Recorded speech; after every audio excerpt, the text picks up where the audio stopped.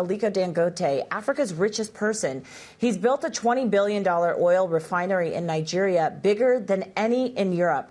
But critics are questioning whether his dominance will truly benefit the nation or mainly enrich himself as he seeks to ban foreign competition. Joining us now for more on today's Bloomberg Big Take is Paul Burkhardt, one of the authors of that story. Paul, talk to us about who Dangote is and really what we need to know about how he became so wealthy. Sure. Aliko Dangote is an industrialist, really. We compared him to John D. Rockefeller. He comes from a tradition, he comes from a family that traded, his great-grandfather traded peanuts and other goods to Britain, and then he made his own way to trading cocoa, cotton. He got into cement and then these other really materials that are essential in Africa, industrializing and rising. So that drew his interest in oil refining, and he put in a bid on a couple of state refineries. Ended up falling through because of controversy and public outcry, but it really planted the seed for his interest in that, and he would go on to design and build this $20 billion mega refinery. It's 650,000 barrels a day, so that's where we are right now.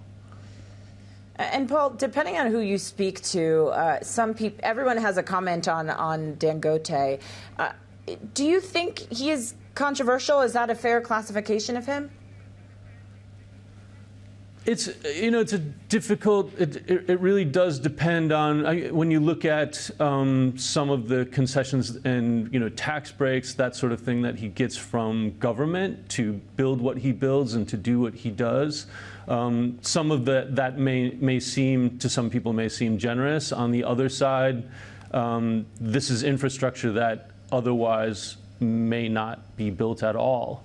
And Nigeria is really on a quest to refine its own oil because it's been sending crude abroad to come back as fuel, and that's been quite costly. So Dangote's refinery is the solution, and that really, he's managed to do it, but there have been things along the way that have been questioned. And of course, when he does anything, he does it on a very large scale, and he's bound to step on toes. His relationship with the government is also quite complicated and kind of mercurial, where sometimes he seems to be pitted against them and against the import of fuel, and on the other hand, President Bola Tinubu recently called him a visionary, and in some ways, he did realize this vision of Nigeria refining its own crude. So that has to be said.